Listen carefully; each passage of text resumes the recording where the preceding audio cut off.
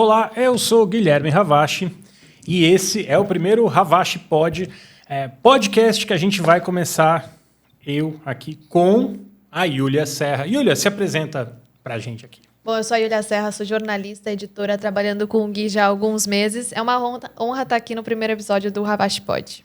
Pois é, tinha uma demanda, né? Eu comecei trabalhando em redação, fiquei vários anos em diversas redações, né? Trabalhei no Grupo Folha, trabalhei na editora Perfil, que tem outras revistas, trabalhei no mundo corporativo também. E aí, durante a pandemia, eu resolvi sair do mundo corporativo, sair de redação e virar consultor. Parte dessa jornada foi começar a escrever colunas. Hoje a coluna é publicada no Valor. E além de escrever coluna, eu também passei a dar consultoria para empresas, principalmente veículos de comunicação. Parte desse trabalho também foi criar conteúdo ali no LinkedIn, tirar dúvidas, né, de jornalista, de pessoas de comunicação de uma maneira geral e, mais recentemente, influenciadores, né, criadores de conteúdo. E aí várias pessoas falam assim, não, faz um podcast, é legal, você fala coisas bacanas, aí você leva pessoas que você entrevista. E eu achei que, de fato, era uma oportunidade, e aí, por isso, a gente agora vai começar aqui o podcast. Já vou avisando, toda quinta-feira de tarde, para os assessores, né? Os assessores ficam mandando e-mail, porque tem a coluna, porque tem as redes sociais, que também dão visibilidade. Eu não vou mais fazer encontro de relacionamento, gente. Toma muito tempo. A gente senta, meia hora para ir para o almoço, 2 horas de almoço, mas meia hora depois, assim, quer conversar, quer contar o que a sua empresa faz? Vem aqui e comenta com a gente. A Yulia, aliás, a Yulia cuida das redes sociais também, ajuda, né? Eu escrevo tudo, gente, é importante que se diga, mas tem uma parte de responder perguntas, entender o que está acontecendo de tendência, e aí a Yulia já tem trabalhado há algum tempo aí conosco. Yulia, eu pensei em 2 coisas hoje para a gente falar. Eu sei que você trouxe algumas notícias, alguns destaques que a gente vai falar, mas antes eu queria falar um pouco de SEO, que é uma coisa que te recebe muita demanda, e você até comentou que aconteceu hoje de manhã de SEO. Exatamente, em uma postagem que a gente fez, né, nas redes sociais, já no Twitter, não deu nem 1 minuto, já comentaram como o SEO está ultrapassado, assim, era até uma questão dessa do Google, de como as pesquisas têm mudado, enfim, ChatGPT está aí, Gemini, são muitas novas oportunidades, e como o SEO hoje ainda faz sentido para você, o SEO faz sentido ainda? Olha, então, eu vou arrumar uma confusão aqui, mas, vamos lá. Tem o SEO e tem o SEO farofa, tá? O que é SEO? Tem uma parte técnica, quando você monta um site, quando você monta uma página, essa parte de SEO, ela é muito importante, ela segue sendo importante e acho, inclusive, que não vai morrer. Ela vai se transformar. Esse SEO, que praticamente nos últimos 20 anos, ele só pensava em Google, ele vai se transformar e ele vai ter que pensar nessas novas empresas que estão chegando e passam a ser competidoras do Google. Então, OpenAI, com ChatGPT, DeepSeek, todas essas IAs que estão surgindo e fazem buscas em tempo real e provêm respostas para você, elas obviamente vão concorrer com o jornalismo. Ao mesmo tempo, elas vão usar o conteúdo jornalístico, mas elas também são oportunidades de gerar tráfego para o site. Então, o SEO, morrer ele não vai, ele vai se transformar. Esse é o SEO. SEO, Search Engine Optimization, né, otimização para aparecer no resultado de busca, independe da ferramenta. A gente convencionou chamar aparecer bem no Google porque, de fato, o Google era a grande plataforma dos últimos anos. Você estava na redação, quantas vezes você falava, vou fazer um texto para aparecer melhor ali no Google. E isso está mudando. O Google ainda é gigantesco e vai ser gigantesco por muito tempo. Mas está claro que com o crescimento das outras IAs, não só das IAs, TikTok, Instagram, quanto mais jovem a pessoa, menos ela usa o Google para fazer busca. Muitas das buscas são feitas nas redes sociais. Vamos deixar claro que até saiu uma pesquisa recente, inclusive, gente, também está nas redes sociais, que mais de 20% dos adultos norte-americanos se informam por influenciadores via TikTok. E esse número, como você mesmo já colocou aqui, ele é ainda maior quando a gente está falando de jovens. Ele chega a 37% e ele diminui progressivamente até 7% quando já estamos falando de pessoas com mais de 65 anos. Nossas redes são as nossas redes sociais. Aqui. Tudo em Ravache aqui que você está vendo, tem lá as redes sociais, então você pode encontrar o conteúdo lá. Bom, dentro dessa dinâmica, né, de inteligência artificial crescendo, de busca dentro de inteligência artificial. TikTok, Instagram, como novas plataformas de busca, a gente sabe que o SEO tem perdido espaço. Mas não o SEO técnico. O que perde espaço é aquele SEO que vivia de fazer truquezinho. Então escreve mais vezes a palavra. Faz um título começando com a palavra-chave. Então, isso, gente, para quem está dentro da redação, para quem produz conteúdo, não só para jornalistas, se você é dono de uma empresa, se você quer criar conteúdo para falar do seu produto, esse tipo de truque ele funciona cada vez menos. Assim, eu brinco, né? Você engana alguns há algum tempo, mas não todos todo o tempo. E o mesmo vale para o Google. Você vai conseguir descobrir um truquezinho, uma estratégia ali, que vai durar algum tempo, mas se o seu site crescer muito rápido, se destacar no mercado jornalístico, que é altamente competitivo, é muito difícil você ficar sozinho, esse tempo de sobrevivência da estratégia tende a ser menor ainda. E o Google, quando percebe que tem um grande número de players fazendo truquezinho, ele vai lá e pune quem faz truquezinho. Porque a lógica do Google é que o conteúdo tem que ser útil para o usuário. Então, se o usuário entra na página e vê um monte de truquezinho, basicamente o que vai acontecer? Não vai agregar valor para o usuário, não vai responder a pergunta dele. Sabe qual foi o último truquezinho? Ou um dos mais usados truquezinhos nos últimos 12, 14, 15 meses? Não tem palpites. Usar IA para escrever texto. Qual é a lógica, tá? Como funcionam alguns players? Imagina que você tem grandes veículos, né? Folha, Estadão, o Globo, veículos regionais produzindo conteúdo original. Esse conteúdo tem um jornalista que vai no local da notícia ou que entrevista uma pessoa. Esse conteúdo tem um valor agregado alto. Ao invés de eu pagar jornalistas para irem até o local onde aconteceu uma tragédia, eu basicamente contrato pessoas que vão pegar esse conteúdo, jogar na IA e republicar. Quando eu contrato pessoas, assim, é uma pessoa para publicar muita notícia. Então, hoje você tem ferramenta aí que está publicando, nos últimos meses, estava publicando 3.000, 4.000 textos num veículo. Então, você imagina, né? Alguém hoje que tem a capacidade de publicar 2.000, 3.000 matérias num único dia. Você não consegue fazer isso. É humanamente muito difícil você fazer isso sem ter uma estrutura de pessoas gigantesca. Mas com a IA você consegue. Você basicamente bota um robô para varrer a internet inteira, vai copiando o conteúdo, e aí você usa a IA, você dá comandos inteligentes. Né? Olha, reescreve esse texto desse jeito, muda esse texto aqui para outra coisa. Tem vários cursos hoje em dia de prompt. Como que você pede para a IA escrever? Então você pede que ele haja como um jornalista, você pode pedir para ele agir como um jornalista específico, dá até para eu pedir, por favor, escreva como o Guilherme Ravache escreve na coluna do Valor. Então, assim, claro, a gente tem problemas... Eu fiz o teste, de fato, mas aí, importante, ele não escreve que nem eu escrevo no Valor. Ele copia as minhas frases, vários trechos ficam idênticos a coisas que eu escrevi. E, de fato, pode parecer que fui eu que escrevi. Tem muita baboseira, né? Sim, ainda é muito imprecisa, né? E aí, vou voltar para a questão do SEO, né? Esse era um truque que vinha funcionando muito bem nos últimos meses, deu muito certo, até que o Google falou assim, gente, vamos acabar com essa farra.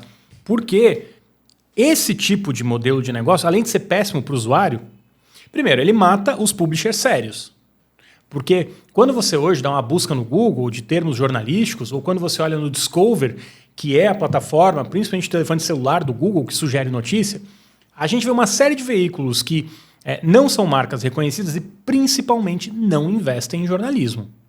Não tem pessoas apurando o conteúdo jornalístico. E aí é difícil você concorrer. Né? Você tem um piso de jornalista dentro das redações que com encargos passa aí de vamos falar de São Paulo, acho que o piso está 3.000, quase 4.000 reais o piso, por volta aí de 4.000, mais encargos, está falando de quase 8.000. Aí eu uso uma IA que custa centavos. Eu já fiz uma coluna sobre isso, dizendo que uma reportagem hoje vale menos do que um pacote de bolacha Bono. Né? Porque você pega lá, chupa com a IA o conteúdo, reproduz isso por centavos. Então você tem um volume de matéria que custa menos que uma bolacha Bono. Sim. Né? Ou seja, um jornalista hoje, para produzir o que uma IA faz, ganharia o salário de o equivalente a você comprar uma bolacha Bono na época que eu fiz a conta. Mas, de novo, Qual o problema para o Google? Eu acho que essa é a chave da questão. O Google é o grande xerife da internet porque as empresas, os jornalistas estão preocupados que o conteúdo que eles produzem apareça bem colocado no Google. Quando você gera conteúdo sintético, que é assim, a IA criando conteúdo, você pode até usar conteúdo sintético, IA criando conteúdo para IA, para treinar a IA. Só que o que se descobriu é que depois de um tempo, isso colapsa. A IA não consegue produzir conteúdo relevante por tempo suficiente se não tiver inputs que são dados por humanos. Então, se veículos de jornalismo, que são a grande fonte de conteúdo para IA, se esses veículos jornalísticos não tiverem produzindo conteúdo original, a IA colapsa. Inclusive, isso foi tema numa entrevista com vários editores-chefes do The New Yorker, New York Times, The Wall Street Journal, em que vários falaram justamente isso. Não, é o fim do jornalismo? A gente vai ser substituído pela IA? Não tem como, porque a IA precisa de nós, precisa da nossa apuração para justamente criar esse conteúdo. Esse é um bom ponto. Vamos voltar nessa questão do fim do jornalismo. Mas só para fechar, então, essa questão da IA, o que aconteceu? Desde o final do ano passado, desde novembro de 2024, a gente começou a ver, a gente trabalha com vários sites de veículos, de grandes veículos, enfim, sites de grande volume de audiência e veículos regionais também que são mais pontuais. O que a gente começou a perceber? Quem usava IA teve quedas brutais de audiência. Tem um site muito conhecido, o HubSpot, que é uma empresa, né? Que produz um conteúdo muito bacana, mas eles também estavam usando muita IA para produzir conteúdo. A HubSpot perdeu 75% do tráfego dela. E é uma referência em SEO. Só que estava tudo tão otimizado, quando veio uma mudança de algoritmo, entendeu que aquilo não era conteúdo útil, era conteúdo feito especificamente para IA. Então, óbvio, a gente teve uma vantagem competitiva de praticamente 6 meses aí. A gente não usa IA no conteúdo que a gente produz, a gente trabalha com vários publishers e ninguém usa IA. A gente usa IA, mas não IA para escrever o texto. A gente usa IA para melhorar o processo de produção, para tornar as pautas mais relevantes, para identificar erros de português, né? Fazer a checagem ali de várias coisas, mas a gente não usa IA de maneira para criar esse texto sinteticamente. Bom, então, sobre SEO, não vai morrer. Sobre IA, se você está usando IA para fazer o seu conteúdo, tem boas chances de você ser punido pelo Google. Já é o que a gente está vendo com vários parceiros que a gente trabalha. Se você lê a documentação do Google, não tem problema usar IA. Você pode usar IA, desde que esse conteúdo seja relevante. Quando você usa IA, escreva como Guilherme Ravache ou escreva uma coluna como Guilherme Ravache, você não vai ter conteúdo original sendo inserido nesse texto. Eu, por exemplo, eu uso IA para fazer tradução. Se eu vou citar uma tradução, um trecho, eu vou usar IA. Eu uso IA, o notebook LLM, até que é do Google, a gente coloca lá grandes volumes de pesquisa e ajuda a resumir, você vê pontos mais importantes. Não tem problema você usar IA. Mas se você cria o texto todo com IA, vai ser um problema.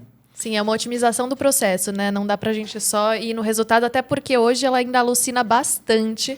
E, exatamente. Inclusive, a gente trouxe uma notícia que é justamente sobre isso, sobre essas alucinações e imprecisões do ChatGPT, do Gemini. Todos eles apresentaram, não teve ninguém que escapou. Já quer contar pra nós a notícia? Deixa eu já procurar. Bom, só, enquanto a Yulia acha, o que acontece? A alucinação o que é? A IA... ela num certo sentido, parece aquela pessoa vaidosa que nunca sabe dizer que não sabe. Então, quando a IA não sabe uma resposta ou não tem um dado para gerar aquela resposta, ela inventa.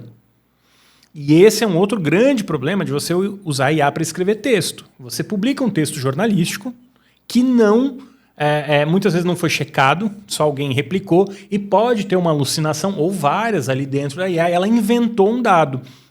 Que compromete toda a credibilidade jornalística, que compromete todo o conteúdo do veículo. Então, óbvio que o Google tinha que agir e agiu, né? Sim, e até um adendo, também já participei de um curso justamente que ensinava como produzir texto com IA, mas com esse olhar de você tem que checar. E era sobre um evento, assim, sobre um festival. E aí ele pediu, então me fala qual é o principal line-up, a data, o horário e tudo mais. Ele deu o horário do último. Então, não do mais atual. Então, ele foi atrás, sim, de um horário, mas ele não teve a precisão de entender que esse evento tem várias edições e a última não era esse mesmo horário. Então, se você está produzindo conteúdo todo com IA, cuidado. E isso, assim, qual é o mais triste dessa história? Eu tenho recebido algumas redações que abriram mão de jornalistas, né? A gente está falando de quase um ano que essa prática, mais de um ano que essa prática vem sendo feita em alguns lugares, ela foi crescendo muito rápido. É impossível você concorrer né, com a base de custo da IA. Você está pagando ali um cara, às vezes, para publicar 100, 200, 300, 500 textos por dia. Uma pessoa. Muitas redações tomaram a decisão de mandar embora os jornalistas. E ficaram só com a IA. Ou algumas redações. E aí, é que nem em casa, né? Você começa a gastar dinheiro numa outra coisa, você não consegue voltar a gastar no que você gastava. Essas redações perderam a expertise jornalística, perderam os profissionais que trabalhavam com elas e hoje estão numa situação muito difícil. Tem player aí que tinha 30, 50, 45 milhões de views e hoje está fazendo 2, 3 milhões de views. O que não é pouca coisa, tá? 2, 3 milhões de views, poxa, eu sempre pergunto assim, né? Que cidade tem 2 milhões de habitantes? Que cidade tem 3 milhões de habitantes? É muita gente vendo seu conteúdo. Claro, sempre tem tráfego robô, né, no meio desse volume, mas ainda assim é um site muito relevante, tem um número muito grande de pessoas acompanhando o conteúdo. Só que muita gente vivia de programática. Esse é um tema que a gente vai fazer uma outra edição aqui só falando de programática. Só que a programática que vem do Google, a programática que vem dos leilões, ela tem cada vez menos valor. Porque você justamente, né, o veículo sério que produz conteúdo está concorrendo com outro veículo que usa a IA, que faz um volume bizarro de conteúdo que não tem relevância. E aí isso também é outra razão pela qual o ecossistema fica comprometido e o Google tem que agir. Sim. Esse é outro incentivo, porque se o resultado de busca não tem relevância, se o resultado de busca ele vem infestado de conteúdo que não é relevante e eu ainda tenho players, né, que não estão fazendo conteúdo original, para que eu vou gastar meu tempo usando busca? O cara vai para o TikTok e para o Instagram buscar a receita lá, o resultado de pesquisa que ele está puxando. Eu falei de receita porque tem uma amiga falando que ela prefere ver 12 segundos a receita no TikTok do que uma receita que leva 12 minutos no YouTube, né? Porque os criadores são os incentivos, né? Como a IA estava funcionando, se criou um incentivo para muitas redações fazerem IA. Como o YouTube estava funcionando, ainda funciona bem para monetiza melhor do que outras plataformas, muita gente começou a levar o conteúdo para o YouTube, só que deixava esse conteúdo mais longo, que era para ter mais publicidade no meio e ganhar mais dinheiro. Então, tem também essa questão do incentivo do meio, né?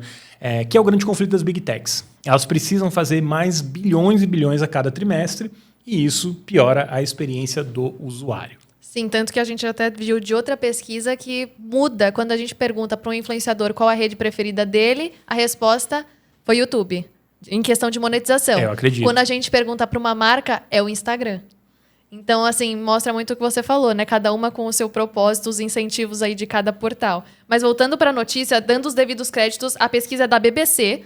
Então, ela encontrou que o ChatGPT, Copilot, Gemini e Perplexity, todos esses assistentes de IA, nenhum, na verdade, se safou da pesquisa para avaliar a credibilidade das ferramentas. Todas apresentaram que eles consideraram problemas significativos no conteúdo fornecido. Esses problemas são distorções e imprecisões factuais, até informações enganosas. Então, para chegar nesse resultado, eles pediram para cada um desses chats responderem a 100 perguntas, usando artigos da BBC para isso.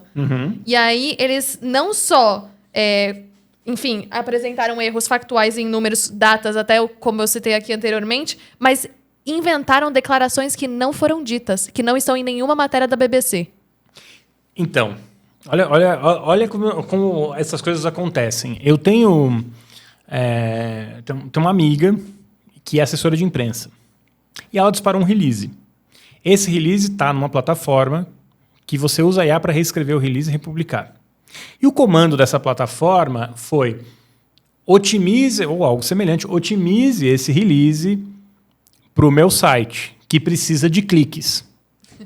O que a IA fez? Ela inventou uma aspa do CEO da empresa. O release não tinha aspa do executivo. Inventou uma aspa do CEO e óbvio, né, isso foi disparado para vários veículos. Um veículo publicou, vários republicaram. Depois essa agência de relações públicas teve que correr atrás um monte de veículo para tirar a aspa do executivo. É uma indústria do setor agro.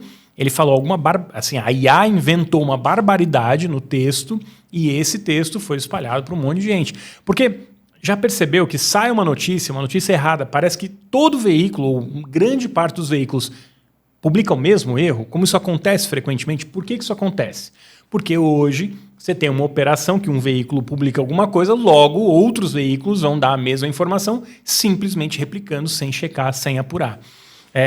E uma das consequências é que quando você tem uma fake news, ou quando você tem uma invenção, uma alucinação como esse caso do release, ele se replica e reproduz muito rápido dentro das redes sociais. E a importância do que a gente está falando aqui especificamente da IA, mas de você checar a informação, né? O que a gente vê de pessoas acreditando em print de WhatsApp, enfim, vê a primeira matéria e fala isso aqui é uma verdade absoluta, não só na IA. A gente precisa checar as informações, a gente precisa saber qual é a fonte, quem está dizendo aquilo, da onde essa informação foi colhida. Então, a IA está deixando isso mais explícito porque ela tem essas questões de alucinações, vamos dizer assim, mais aparentes. Mas, de qualquer forma, checar a informação deveria ser um hábito já de todo mundo. Eu acho que é louco, né? Porque o jornalismo foi perdendo espaço. Perguntou do SEO morrendo, né? O SEO vai morrer. Como de vez em quando a gente ouve assim, o jornalismo acabou, vai morrer. Agora são os influenciadores de notícia, as redes sociais. Gente, eu sou um grande defensor dos influenciadores de notícia, mas eu tenho uma visão completamente diferente. E no outro sentido, eu acho que o jornalismo e as marcas tradicionais de imprensa, as tradicionais, que eu chamo de tradicionais, são aquelas que têm credibilidade. Essas marcas não só não vão morrer, como elas vão voltar com muito mais força. Hoje, quando você vê um conteúdo, essa semana mesmo, teve o vídeo, né, aquele vídeo do Kanye, né, que tinha um vídeo criado por IA generativa. Foi publicado num perfil do Twitter, Exatamente. num perfil pró-Israel do Twitter, com a seguinte frase: já chega. A frase da camiseta era fuck, não sei se eu posso falar isso aqui, mas era fuck Kanye. E, enfim, apareciam várias celebridades internacionais, o Sam Altman, o Mark Zuckerberg, e nenhum era tudo gerado por IA generativa. Todos eles, tudo gerado por IA. Mas assim, sabe que como era um filme de publicitário, né? Quando eu vi, eu achei que era real. Eu achei estranho, né? Porque toda essa gente reunida num espaço de tempo tão curto, porque a polêmica, né, em torno do Kanye, que ele tem uma grife de camiseta e aí ele começou a vender camisetas online com uma suástica, né? E isso também foi uma campanha que ele fez durante o Super Bowl, no horário do Super Bowl, com TVs locais, e aí ele, de fato, conseguiu driblar, né, as proteções aí que tinha para publicidade e botou uma série de campanhas para vender essa camiseta.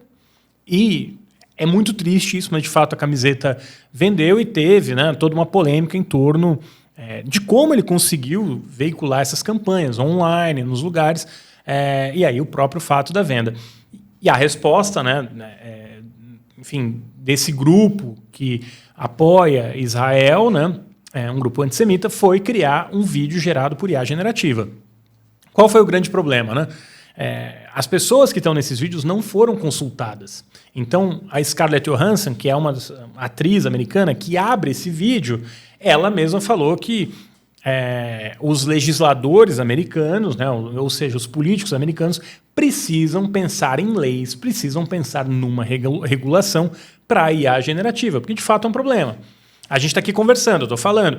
Imagina, alguém pode criar uma coluna que parece minha, mas alguém também pode simular a minha voz, alguém também pode usar a minha imagem para disseminar mensagens que talvez eu não tenha dito. Eu brinquei que nem o texto do Jabor, né? A gente sempre recebia por e-mail, né, aqueles textos do Jabor, e aí vinha assim, assinado Arnaldo Jabor. Não era do Jabor. Era um texto de qualquer um que queria dizer alguma coisa e o Jabor trazia ali aquela autoridade. E a gente ainda não tem um letramento de inteligência artificial generativa para entender o que é real e o que não é real. E isso acaba confundindo as pessoas, né? Acho que da mesma maneira que a gente levou anos para conseguir entender e diferenciar o que era fake news no WhatsApp do que não era. Então hoje, assim, é curioso, né? Eu fui para Campinas no ano passado, fui no Rotary.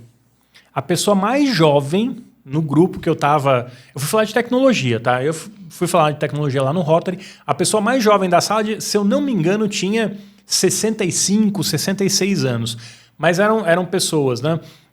A grande maioria na faixa de 70, mais de 70, super interessadas em tecnologia, e várias delas comentaram comigo como elas mudaram o comportamento no WhatsApp. E o que pesou para isso? A família.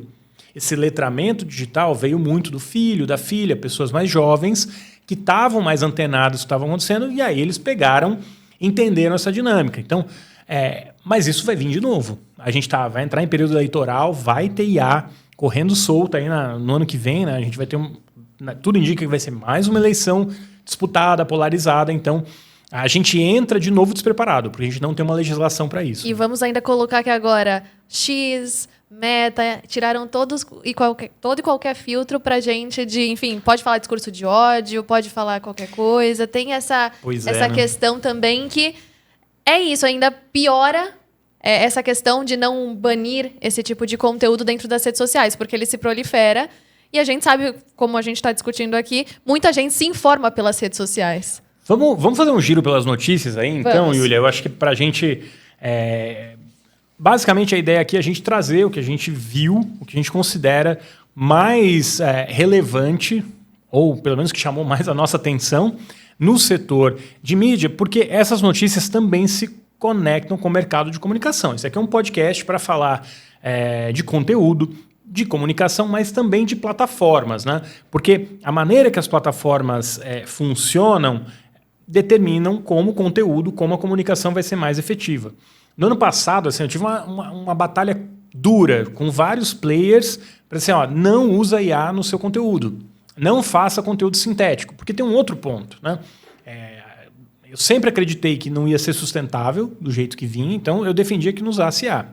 Tinha uma pressão, né, que o concorrente faz, você quer fazer também. Só que qual foi o argumento que eu acho que foi o mais convincente? Foi assim, imagina você fazendo 1 ano de conteúdo, publicando 2.000, 3.000 artigos, 5.000 a cada 2, 3 dias, ou mais de 1.000 por dia. Aí o Google vai e te pune.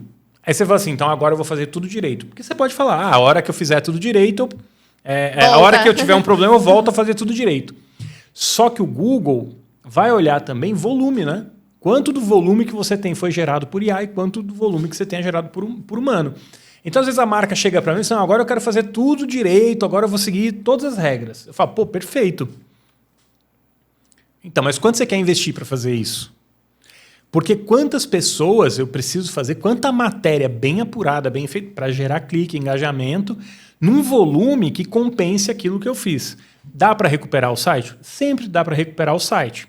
Eu brinco, né? De cada 10 que a gente pega, assim, 2 vai ser muito difícil, ele nunca vai voltar para o patamar que ele estava. 5, né? 5, 6 vão subir e vão ficar bem, e 3 vão além da onde eles estavam. Mas tudo isso também depende do histórico, né? O Google, ele não esquece. Eu sempre falo assim, o Google ele guarda as últimas versões que você fez da sua página. Então não é só você mudar agora e aí vai estar valendo o que você mudou. Está armazenado lá na memória do Google as últimas versões da página e aí isso vai determinar o ranqueamento ali do seu site também. Mas vamos para as notícias, Yulia. Bom, começar aqui por uma que movimentou bastante, que foi a provável venda da OpenAI, mas o Sam Altman já negou qualquer chance, qualquer possibilidade do Elon Musk comprar a OpenAI, e as palavras exatas foram: a OpenAI não está à venda, a missão da OpenAI não está à venda. Então, hoje, a oferta do Elon Musk ultrapassou 97 bilhões de dólares, mas, enfim, o Sam Altman foi muito categórico e chegou até a ser um pouco sarcástico no Twitter, falou, eu que posso comprar o X se você quiser. Puxando o ponto, né, do bilhão puxando duas casas, né? Não deixou de ser bilhão para virar milhão, que é o Exato. quanto ele acha que vale Por isso, o tom sarcástico entre ambos. E vale lembrar que a OpenAI foi criada por ambos, em 2015. Sim, eles foram sócios.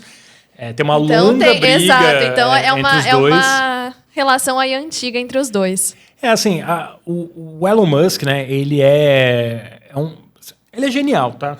Ele é genial, tem várias questões da postura dele, mas não dá para tirar o mérito do que ele faz. Ele não inventou a Tesla, bom que se diga. Ele tinha um cara que criou a Tesla, ele foi lá, pegou a Tesla, puxou para ele, expulsou o cara que teve a ideia da Tesla e fez. Só que assim, grande mérito, quase quebrou várias vezes, e assim com uma série de outras empresas, né? SpaceX, ele de fato faz coisas que as outras pessoas não estariam dispostas a fazer ou se arriscar.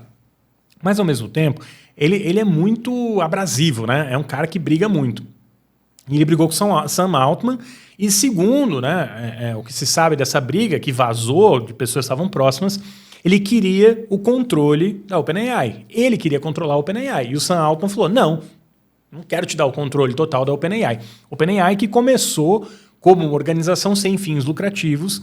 E aí essa briga hoje em dia acontece porque ela agora vai se converter de vez para uma empresa que dá lucro, ela vai ter que negociar com a Microsoft e uma série de outros investidores quanto cada um vai ter de dinheiro. E o Elon Musk viu uma oportunidade perfeita para jogar areia no negócio do Altman.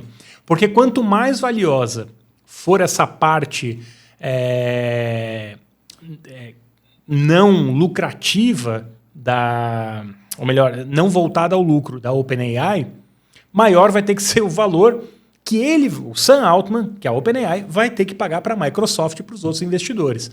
Então, assim, é uma tremenda sacanagem, né, do Musk, mas ele é muito bruto na negociação, ele não tem dó, ele vai na jugular mesmo, como inclusive a gente tem visto na maneira que ele trata o governo americano. Não o governo americano, como ele trata os funcionários do governo americano.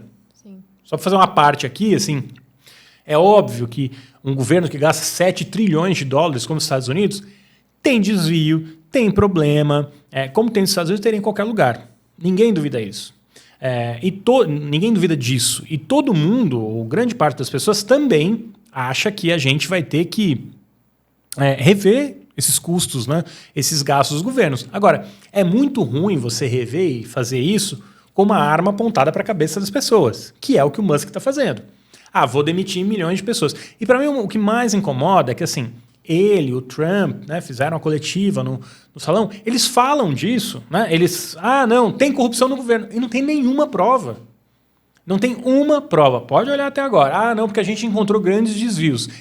Aonde estão esses grandes desvios? Quais fornecedores? Quais funcionários públicos? E aí o que está ficando mais claro é que muito daquilo que eles veem como desvio, na verdade, é um desconhecimento de como opera o governo. Né? Eu tenho lido entrevistas de especialistas que é normal isso acontecer. Tem custos que são mais altos em vista de ser um serviço para o governo. E também até nesse ponto, depois da publicação do Sam Altman, o Musk voltou, via advogados, a falar que ele não tinha interesse se continuar sem fins lucrativos. Então, se a OpenAI continuar uma empresa sem fins lucrativos, ele não tem interesse algum, mostrando justamente esse lado. Eu acho que assim, esse discurso de que não tinha fim lucrativo, ele foi muito bom para atrair cientistas. E foi muito útil para a OpenAI no começo. Porque é muito caro você recrutar pessoas do Google.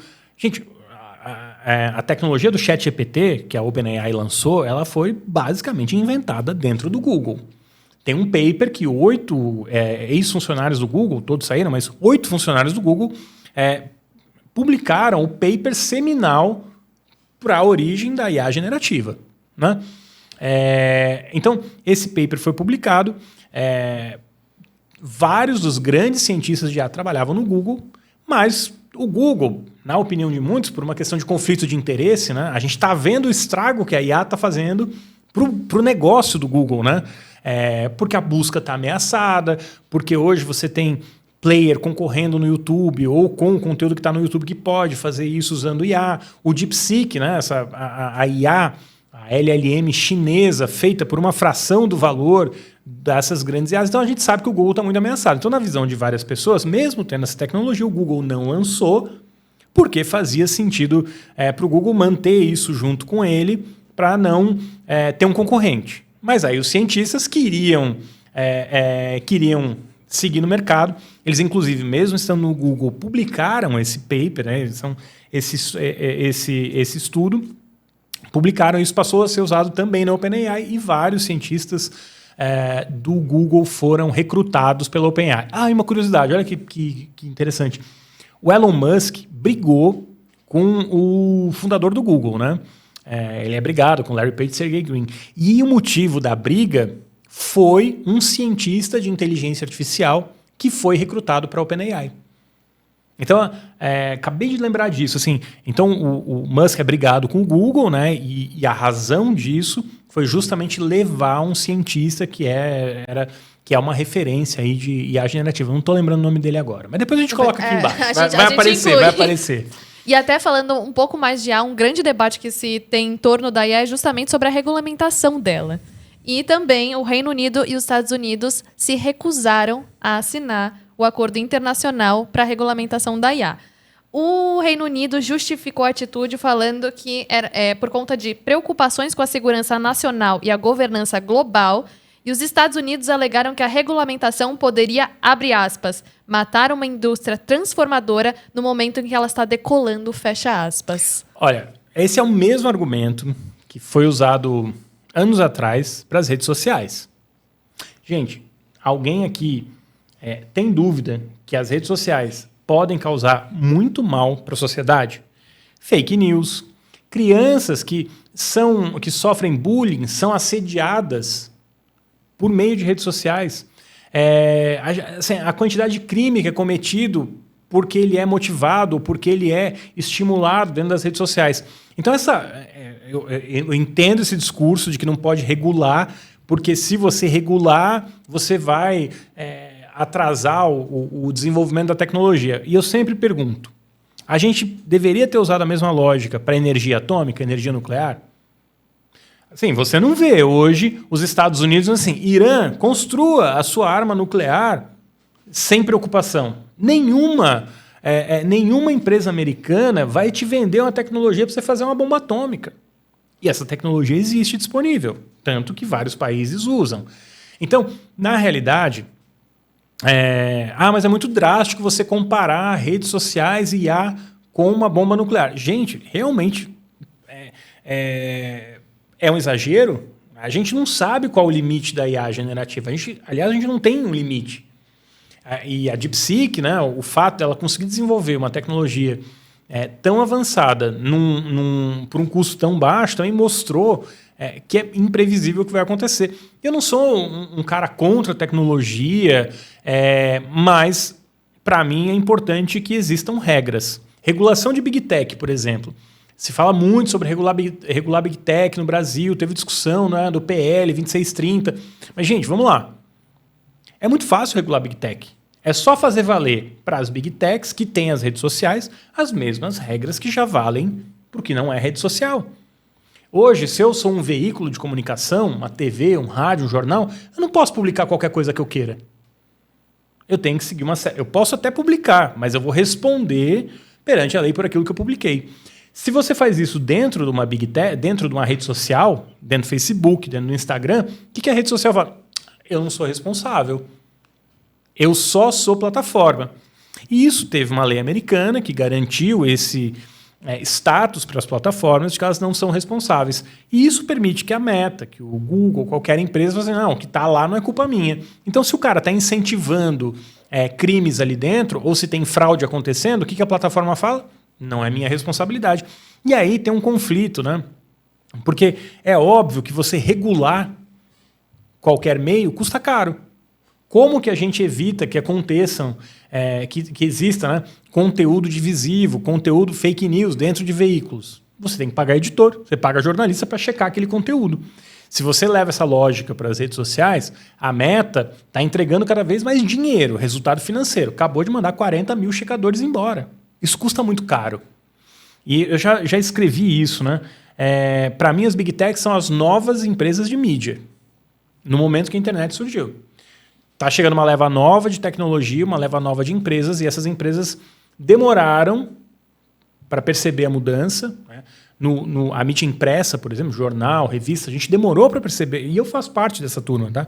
A gente demorou para perceber a mudança, e pior, a gente imaginou que as Big Techs iam ser aliadas da gente, que elas ajudavam a trazer tráfego, que ia ser bom, porque a gente tinha um negócio muito robusto dentro do impresso. A gente viu o resultado, né? Os veículos se adaptaram, mas foi um processo muito sofrido. E as Big Techs estão tendo que se adaptar.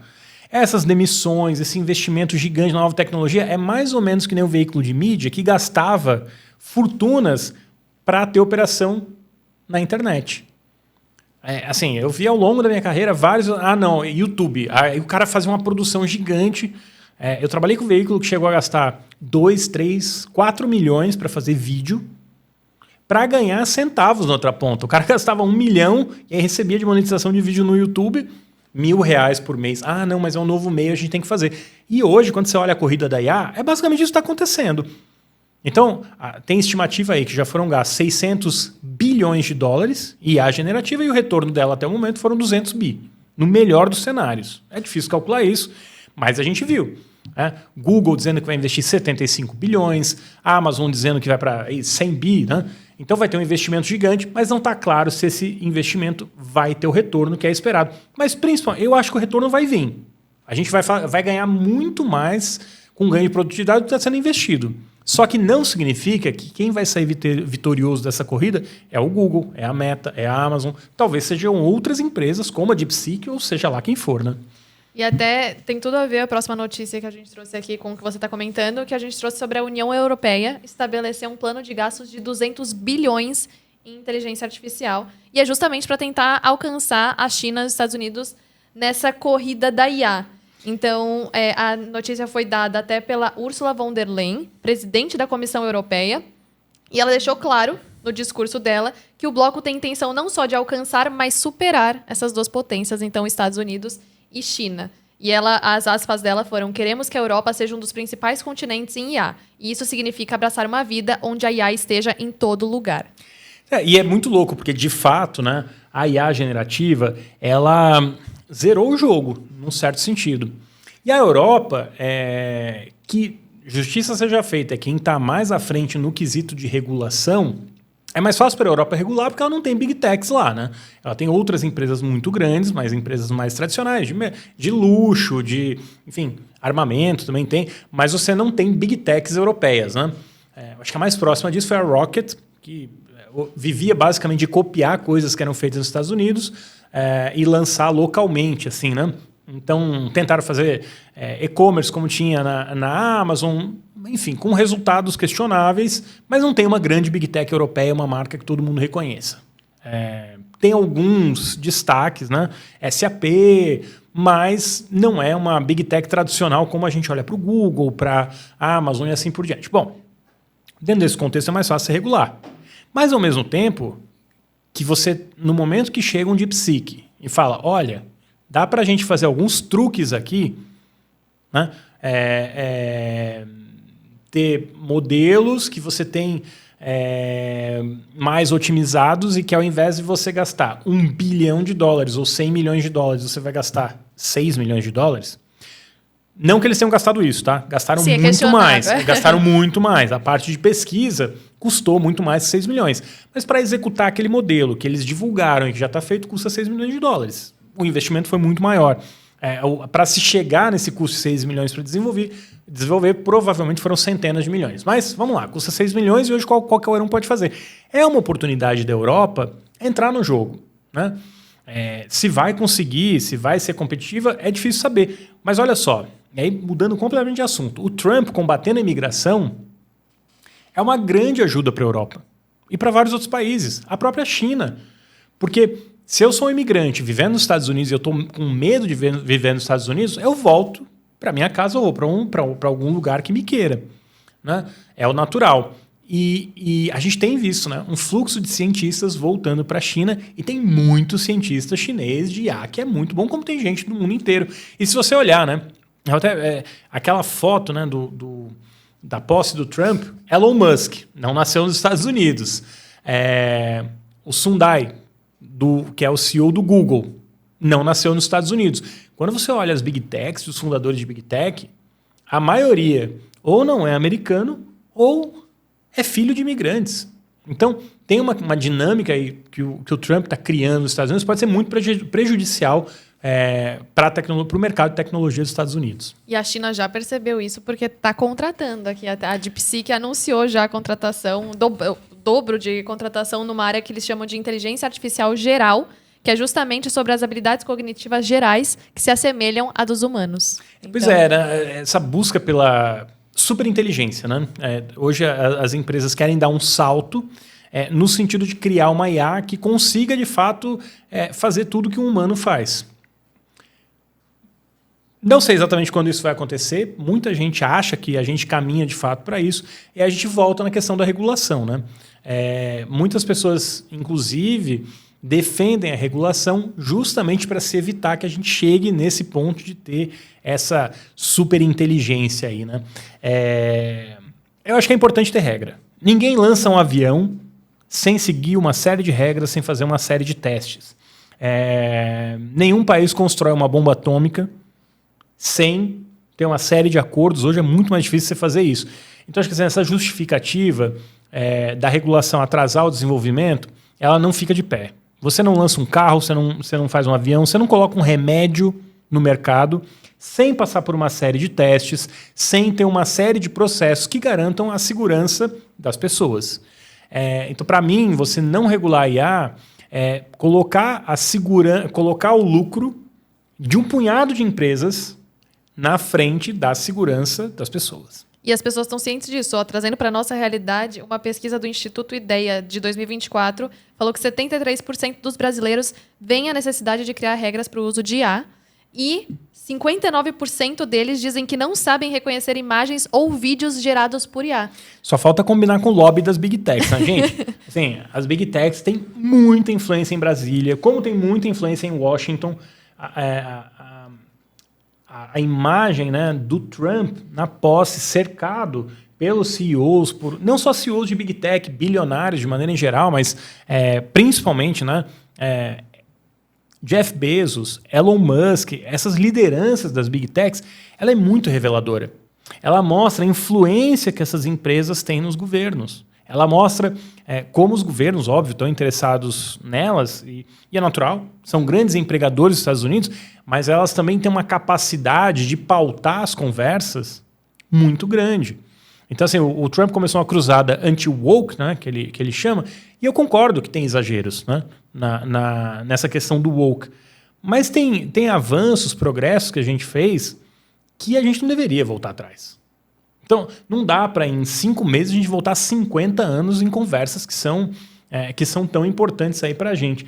E eu tenho dito isso, hoje não é o dia para falar disso, mas a gente pode voltar. Tem um grande risco, porque eles começam atacando as pessoas trans. Depois, vem atrás da questão das mulheres dentro das empresas. Mark Zuckerberg dizendo que é mais energia masculina. Então, grandes progressos que a gente fez no sentido de ter mulheres em cargos de liderança. A minha visão é que a gente está indo para um território muito perigoso e a gente pode retroceder, infelizmente, também nesse setor. Com certeza. E aqui, até mudando um pouco de assunto, o Alibaba teve um aumento aí das suas ações de 7,8% depois de anunciar uma parceria com a Apple. Então, a Apple tentaria implementar recursos de IA também na China. Essa parceria também tem essas Big Techs entrando em contato com a IA, querendo também expandir, a DeepSeek aparecendo, agora a Alibaba falando que é tão boa quanto a DeepSeek. Como que fica toda essa questão? Você vê, né? Assim, a Apple, essas empresas elas não têm empresas, estão voltadas para o lucro. A obrigação do gestor de uma empresa é dar lucro. Quem regula as empresas é o Estado. Então, a gente, como sociedade, precisa estabelecer as regras do jogo para as empresas, senão a empresa vai sempre otimizar o lucro.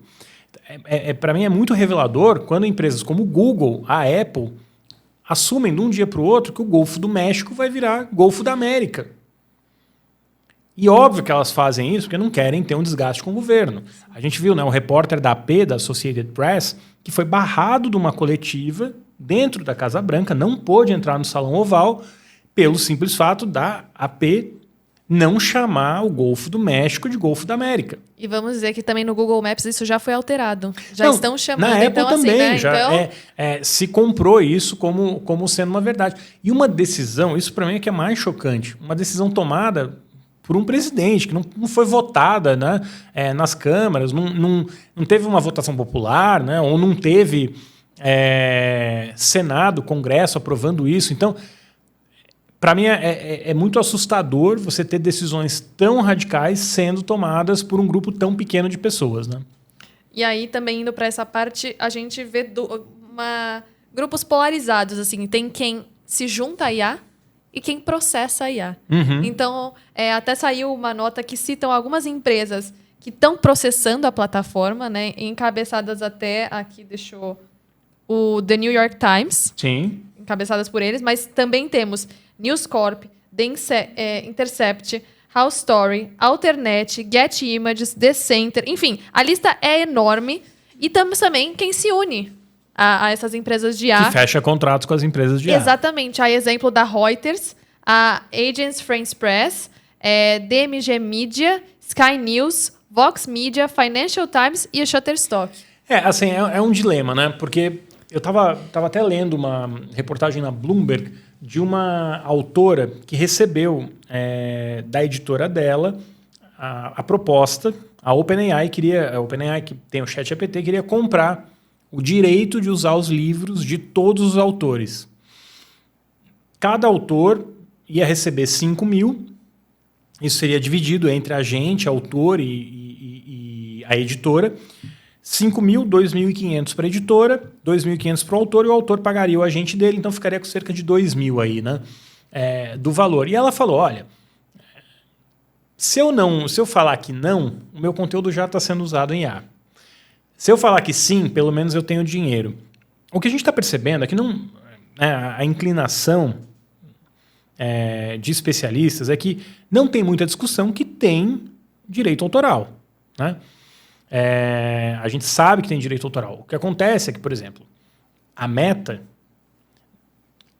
usou torrent, né? Arquivos de torrent, que são arquivos ilegais, num certo sentido. Torrent é o tipo de compartilhamento, mas boa parte desses livros estavam ilegalmente dentro da rede. A Meta puxou esses arquivos e tirou tudo aquilo que pudesse identificar copyright, com um programa feito para fazer isso.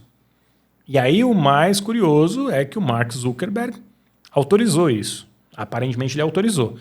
A Meta nega, a Meta diz que não é nada disso, mas a juíza que está avaliando o caso diz que não, que tem história que precisa ser investigado e isso vai seguir no processo. Então a grande discussão aqui vai ser quanto vale esse trabalho. Da coluna que eu publico lá no Valor, quanto daquilo que eu publiquei no Valor contribuiu para que as IAs funcionem. Tem um valor? Tem. Quanto esse valor vai ser determinante. E esse processo do New York Times, são 4 grandes processos rodando aí hoje nos Estados Unidos. O processo do New York Times é um deles, provavelmente o mais importante pelo peso das marcas, vai de fato determinar quanto vai ser pago e até se vai ser pago, porque pode ser uma decisão dizendo que talvez não seja pago. Se não for pago, acho que vai ser muito complicado, porque essas IAs vão avançar, mas a competição vai fazer com que o valor daquilo que é produzido originalmente caia. Então, se isso de fato acontecer, eu vejo um cenário que OpenAI, o Google, empresas de IA vão pagar pessoas, ou vão pagar empresas para gerar conteúdo original para elas. O que é muito maluco e perigoso, né? Porque você tem um número cada vez menor de empresas, uma concentração cada vez menor de players gerando a informação que a gente consome. Não, e vale lembrar que quando o Musk criticou a OpenAI, o discurso dele é que a empresa estava causando um risco de monopólio. Então, um pouco irônico. Não, ele hoje em dia pessoa, você fala em monopólio na tecnologia... Não, e ele falar isso... Mas como hoje opera a internet, né? Você cria uma história que ela pode ser baseada em fatos reais ou não, e aí você joga para uma torcida que te segue, está dentro de uma bolha na rede social, e aquilo passa a ser uma verdade. Né? E a gente, Canadá, por exemplo, né? Tirou o link de notícia do Canadá, disparou a quantidade de fraude dentro do Facebook no Canadá. O Facebook brigou com o governo canadense, porque tem uma regra que exige pagamento por link, né, de notícia lá no Canadá.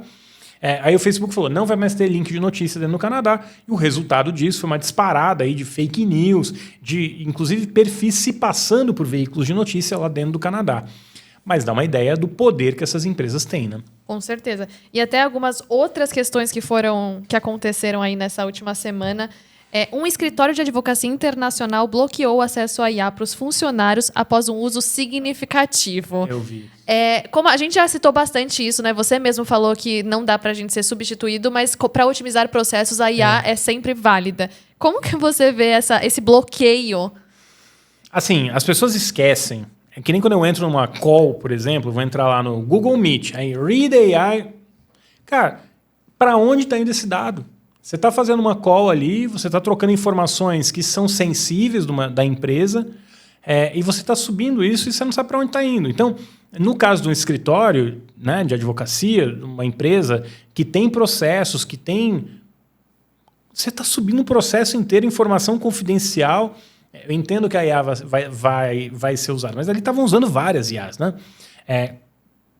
Qual a segurança que você está dando para o seu cliente que o conteúdo que está sendo usado, de fato, é um conteúdo, primeiro, né, que não tem alucinação ali no que foi escrito, que é um conteúdo pertinente, mas principalmente que essa informação não está sendo vazada para outros players de mercado, para outros concorrentes e assim por diante. Gente, é informação sensível. Se você tiver informação sensível, lembra que uma IA...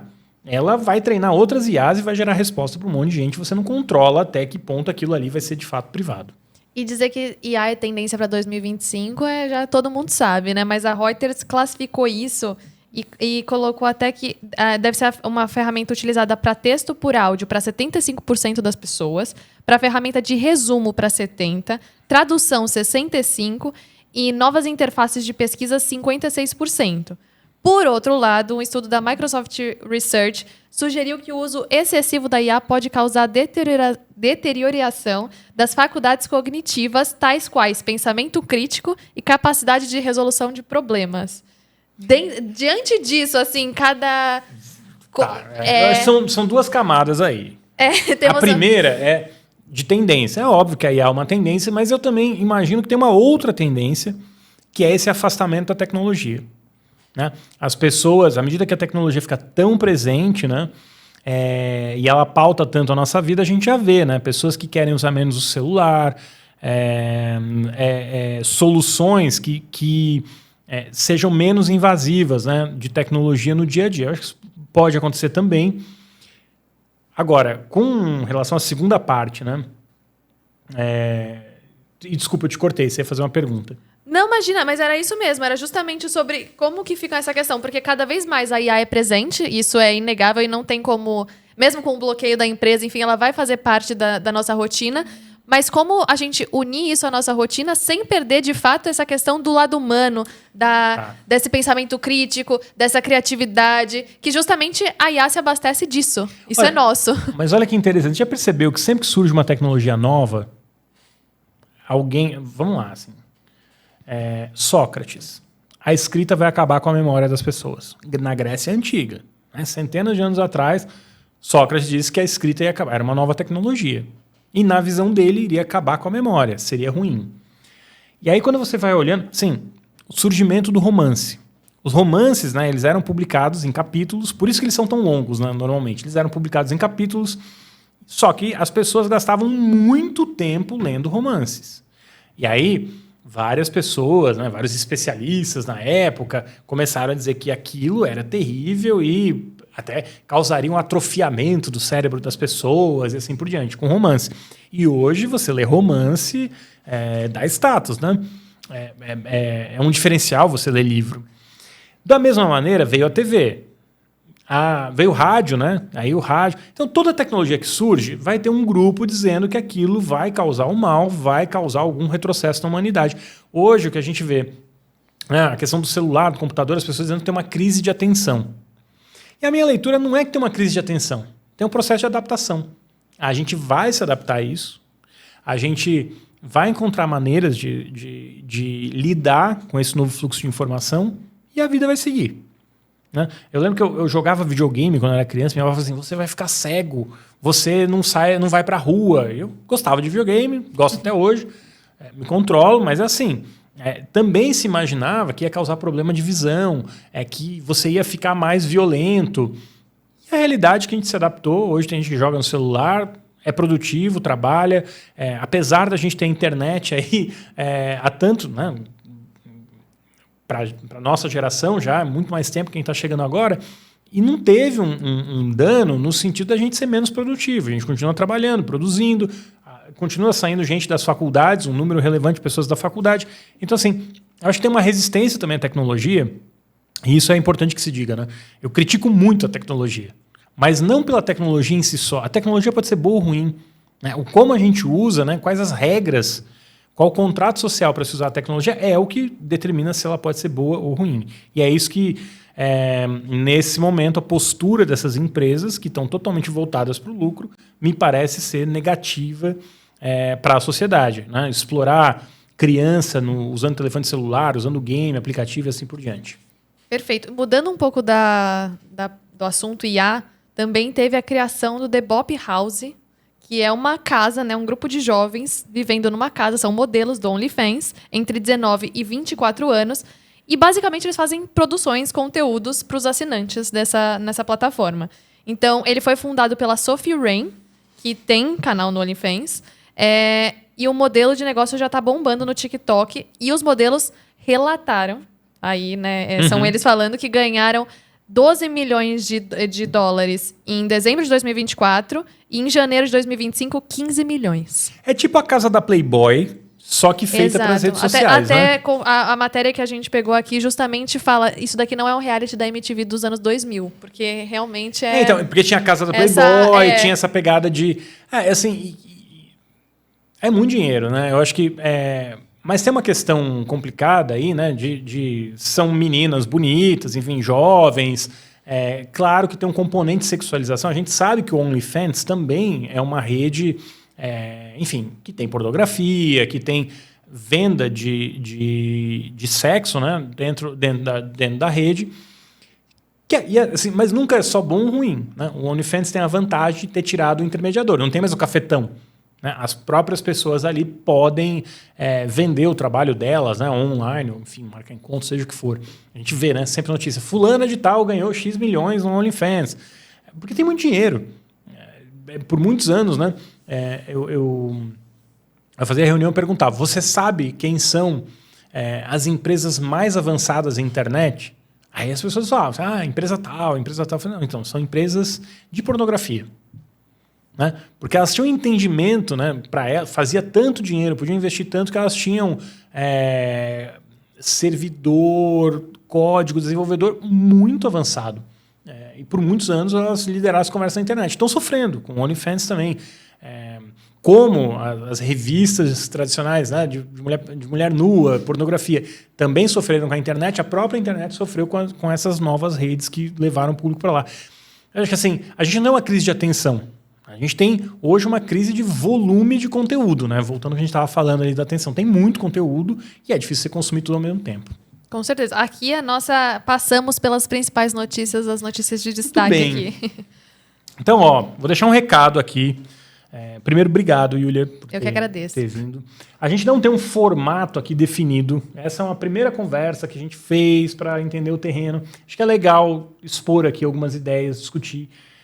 Ajuda a gente a pensar, né, para frente. Escrever é parte desse processo. Eu gosto de escrever a coluna porque eu sento, vou pesquisar mais a fundo um assunto. E para os assessores, né, o recado... eu quero ir lá no podcast, eu quero dar coluna, né? Já falei, não vai mais ter encontro de relacionamento, vai ter que vir aqui. A gente vai gravar sempre, ou usualmente, às quintas-feiras de tarde, é o dia. Então, assim... entre em contato com a gente pelas redes sociais. Vai vir todo mundo? Não dá. Hoje a gente optou por fazer sem convidado, não tem entrevista, mas a gente já está conversando com algumas pessoas, tem bastante demanda. Mas por que eu não gostaria de ter um formato fixo?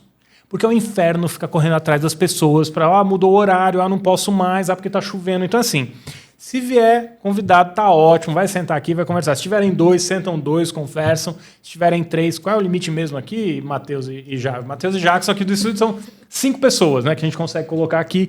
Então, a ideia é ter mais pessoas, é ter um bate-papo aqui, ter conversas também, mas não tem um modelo fixo. A gente não tem obrigação de trazer convidado. A gente não tem o compromisso de trazer convidado. Óbvio que se tiver, vai ser ótimo. A gente vai receber super bem.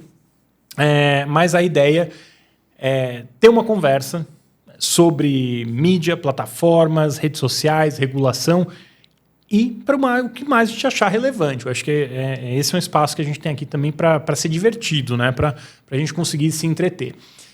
Obrigado mais uma vez, Júlia. Obrigado ao Matheus, obrigado ao Jackson, que estão aqui nos bastidores apoiando a gente. Bota depois aqui o logo do estúdio, aqui do podcast, que é super bacana a estrutura que a gente está usando aqui em parceria com eles. É uma aposta deles também a gente fazer esse conteúdo. E para você, super obrigado por acompanhar. Júlia, quer suas palavras finais? Queria agradecer de novo pela honra de estar aqui no primeiro episódio, reforçar para todo mundo, quem gosta desse conteúdo, o Gui continua falando isso nas redes sociais, tem no X, tem no Facebook, Blue Sky, Threads, YouTube, Instagram, enfim, gente, o que não falta é lugar para acompanhar e estar por dentro dessas novidades sobre mídia e tecnologia. E deixa um comentário, assim, eu acho que é importante o feedback, né?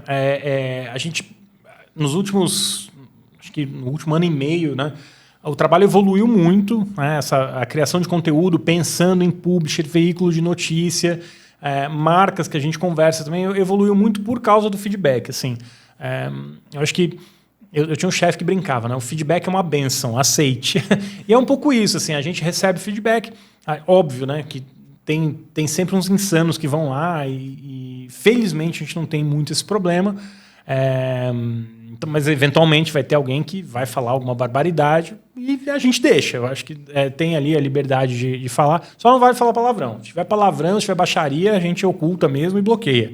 Mas, se for uma crítica, só a crítica de bom nível vai ficar por lá. Mas é importante o feedback. Obrigado por ter acompanhado e semana que vem a gente volta.